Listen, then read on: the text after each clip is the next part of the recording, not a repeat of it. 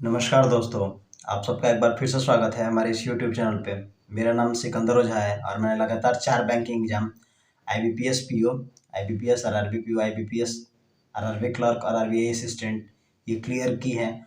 और जो भी लोग मेरे इस वीडियो चैनल पे नए हैं वो मेरे बारे में नहीं जानते होंगे, तो आप मेरे पिछले वीडियोज़ में आके मेरा स्कोर कार्ड और मेरे और भी इंटरव्यू की वीडियोज़ देख सकते हैं। मैंने एक इंटरव्यू की सीरीज चला रखी है एक्सपेक्टेड टॉपिक्स की, तो उसमें ये मेरा 5वां वीडियो है। मैंने इसके जस्ट पहले वाले वीडियो में साइंस के क्वेश्चन अपलोड किए थे और इस वीडियो में मैं बात करूंगा वो 4 से 5 क्वेश्चन की जो कैंडिडेट को बहुत परेशान करते हैं। जैसे कि क्वालिफिकेशन को बहुत अलग अलग क्वालिफिकेशन मतलब लोगों की रहती है, किसी ने बीएससी की है, किसी ने बीकॉम की है, किसी ने बीटेक कर रखी है, तो उसका बैंकिंग में क्या यूज़ है। दूसरा, प्रेफरेंस बैंक कि आपने इसी बैंक को प्रेफरेंस क्यों दिया। Role of banking in economy क्या है। सिंपल सा क्वेश्चन, बहुत छोटा सा क्वेश्चन है, देखने में बड़ा लग रहा होगा बट है बहुत छोटा क्वेश्चन। ये क्या है, गैप ईयर। और अंतिम में मैनेजर वर्सेस लिटरी। 5 क्वेश्चन मैं आज डिस्कस करूंगा। तो चलिए सबसे पहले तो स्टार्ट करते हैं प्रेफरेंस बैंक पे।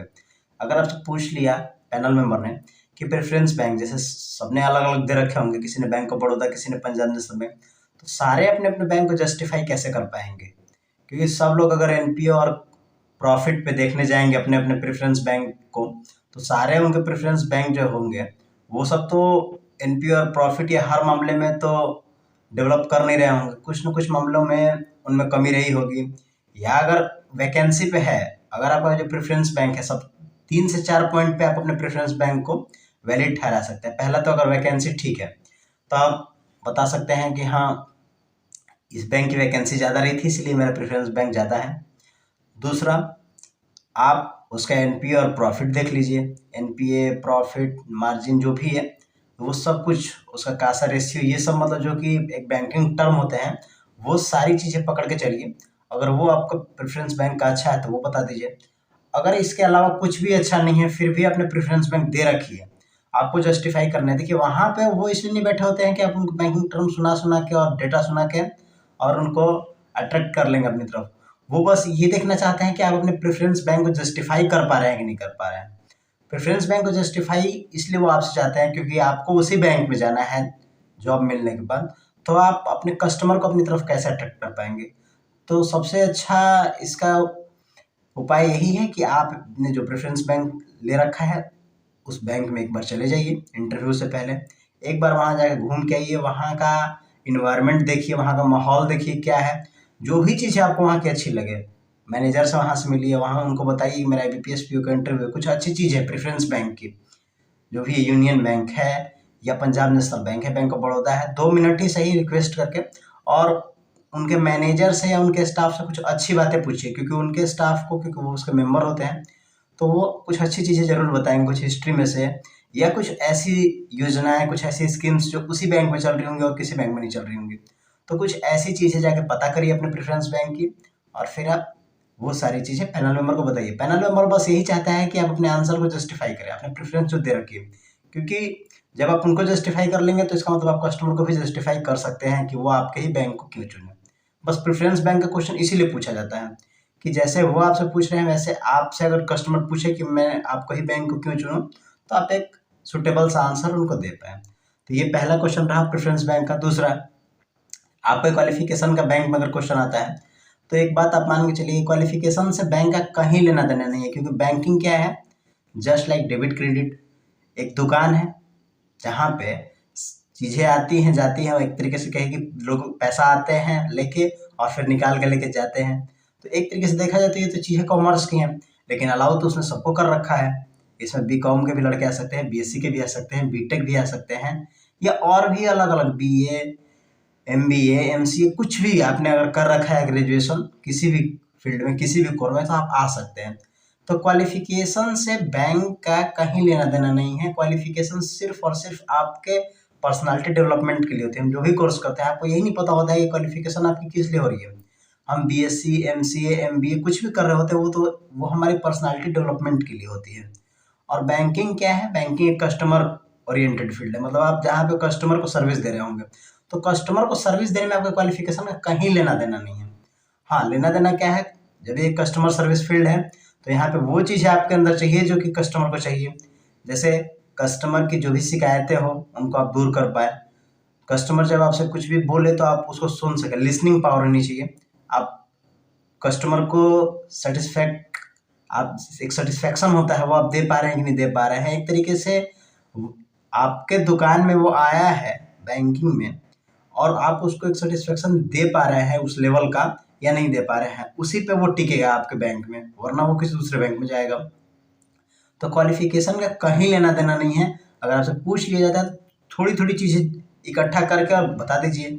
जो भी आपके क्वालिफिकेशन से रिलेटेड कुछ अच्छी चीज़ें हैं, जैसे फिजिक्स में क्या है, बीएससी में जो कर रखा है हम लोगों ने, उन प्रैक्टिकल करते करते पेशेंस बहुत आ जाता है, तो वो सारी चीज़ें आप बता दीजिए। बीकॉम वाले तो बता ही सकते हैं डायरेक्ट यूज।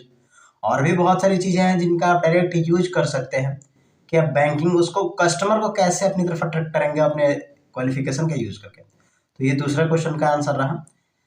तीसरे क्वेश्चन पे चलते हैं कि role of banking in economy क्या है। बैंकिंग का रोल क्या है इकोनॉमी में, सबसे इम्पोर्टेंट चीज आप एक देखेंगे तो बैंकिंग ही एक ऐसा सेक्टर है जिसमें आप डायरेक्ट किसी की फाइनेंशियली हेल्प कर पाते हैं, लोन वगैरह देके, होम लोन हो चाहे केसीसी हो चाहे किसी भी और तरीके का लोन हो।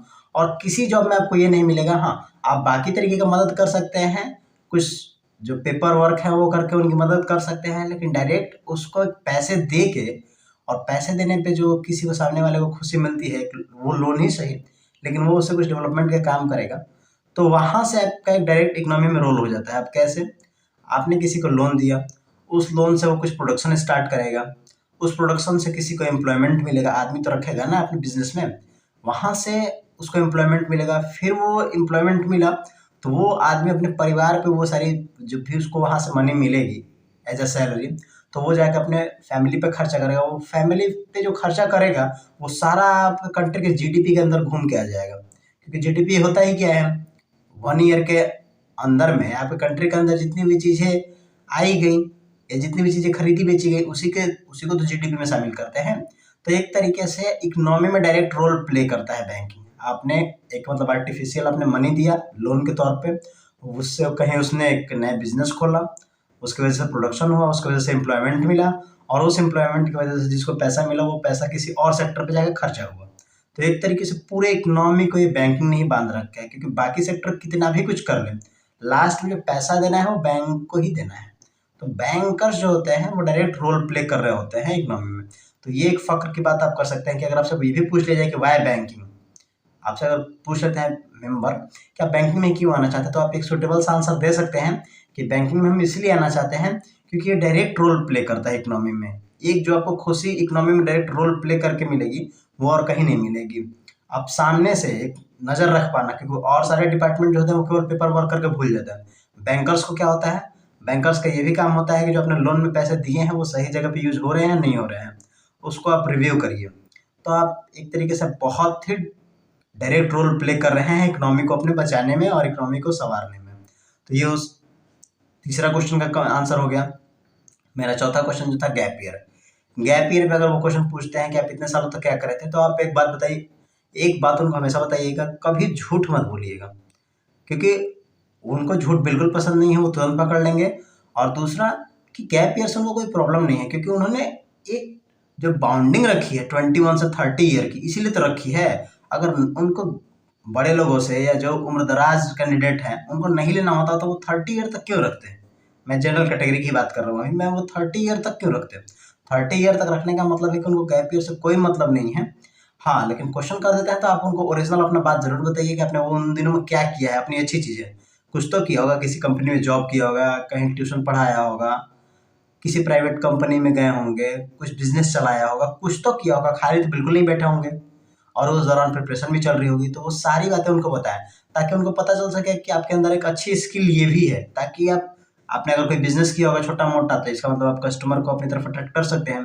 किसी प्राइवेट कंपनी में जॉब किया होगा तो प्राइवेट कंपनी में जाहिर सी बात है कि अपने कस्टमर को कुछ ना कुछ वर्क मिलता ही है करने के लिए कि कस्टमर को अपनी तरफ अट्रैक्ट किया जाए। तो जो भी चीज़ है इन गैप ईयर्स में, आप 4 साल 5 साल बैठे रहे ग्रेजुएशन के बाद, तो इनमें आपने कुछ ना कुछ तो किया ही होगा। वो सारी बातें उनको समझाएं और बताएं, उससे वो आपसे उनको वो सेटिस्फेक्शन मिल जाएगी कि आप जो आंसर दे रहे हैं वो ठीक दे रहे हैं। इसके अलावा और कोई इसका सुटेबल आंसर नहीं हो सकता। जो भी आपका ओरिजिनल बात है वो अच्छे से उनको बता दीजिए ताकि यहाँ से आपका एक स्किल पता चल सके। तो जो सबसे इम्पोर्टेंट और लास्ट क्वेश्चन है मेरा इस वीडियो का, वो है मैनेजर वर्सेस लीडर। आपसे पूछ लिया जाता है कि 3 से 4 जो पॉइंट है वो बताइए मैनेजर वर्सेस लीडर में, तो मैं यहाँ तैयार करके लेके आया हूँ कि मैनेजर और लीडर में क्या डिफरेंस है। मैनेजर जो होते हैं वो, मैनेजर को गोल्स एंड ऑब्जेक्टिव मिले होते हैं, उनको वो पूरा करना होता है। और पहला तो डिफरेंस यही है। और लीडर को रिलेशनशिप बनाना होता है। दोनों में डिफरेंस आप यहाँ से करते चलिए कि मैनेजर गोल्स और ऑब्जेक्टिव लेके चलता है, और दूसरा उनको रिलेशनशिप, मतलब उनके साथ साथ डिफरेंस होता है। दूसरा जो दोनों में डिफरेंस है कि मैनेजर को गोल्स मिले होते हैं और लीडर के विजन्स होते हैं। विजन मतलब उसने भी देखे हैं, वो भी पूरे किए जाएंगे। और जो लीडर ने विजन किए होते हैं उसके अपोजिट मैनेजर को गोल्स मिलते हैं, मतलब वो सब कुछ किया जा चुका है उस पर वर्क, अब सिर्फ और सिर्फ उसको पूरा करना बाकी रह गया है। और लीडर उस चीज़ को अभी उस चीज़ को इमेजिन करता है, देन विजन करता है, फिर उसके ऊपर काम किया जाएगा। तो दो डिफरेंस मैंने बताया। तीसरा क्या डिफरेंस है, इसका काम है रिस्क कंट्रोल करना। सबसे इंपॉर्टेंट डिफरेंस है, मैनेजर का काम है रिस्क को कंट्रोल करना और लीडर का काम है रिस्क लेना। रिस्क लेगा तभी तो वह अपने सिटीजन्स के लिए, अपने फैंस के लिए कुछ कर पाएगा। जो भी उसके कार्यकर्ता हैं, जो भी उसके रहे हों लोग, उनके लिए वो कुछ कर पाएगा। और मैनेजर का काम रिस्क को कंट्रोल करना है, क्योंकि रिस्क को कंट्रोल करेगा तभी तो वो अपने ऑर्गेनाइजेशन को, अपने बैंक को या अपने इंस्टीट्यूशन को आगे लेके बढ़ पाएगा। जो चौथा और सबसे इम्पोर्टेंट चीज़ है कि मैनेजर को स्टाफ कंट्रोल करना होता है, मतलब उसके अंडर में अपने स्टाफ होते हैं, उनके चीज़ों को वो ध्यान रखता है। और जो लीडर्स होते हैं उनके स्टाफ नहीं होते हैं, उनके फैंस होते हैं, उनके सिटीजन होते हैं, उनको वो लेके चलता है। और सबसे इम्पोर्टेंट और आखिरी चीज़, मैनेजर के वर्ड में ही निकल के आ रहा है मैनेज करना, मतलब उस कुल मिला जुला के उसको अपने ऑर्गेनाइजेशन है, उसका इंस्टीट्यूशन है, उसको मैनेज करके चलना होता है। और लीडर को लीड करके चलना होता है, मतलब वो आगे आगे चलेगा और उसके फैंस और उसके लोग उसके पीछे पीछे चलेंगे। तो मेनली काम वही होता है, किसी चीज़ में वो लीड करता है और ये मैनेज करता है। तो ये पांचों क्वेश्चन जो ऐसे क्वेश्चन थे जो कि अक्सर पूछे जाते हैं और बहुत ही इंपॉर्टेंट क्वेश्चन थे। अगर आपको लगा होगा कि ये सारे क्वेश्चन बहुत ही अच्छे हैं तो इस वीडियो को जरूर शेयर करिएगा। इनके अगर आपको आंसर जो है सुटेबल मिले होंगे तो और भी कैंडिडेट के साथ इसको शेयर करिएगा। चलिए, तब तक के लिए बहुत बहुत धन्यवाद। जय हिंद।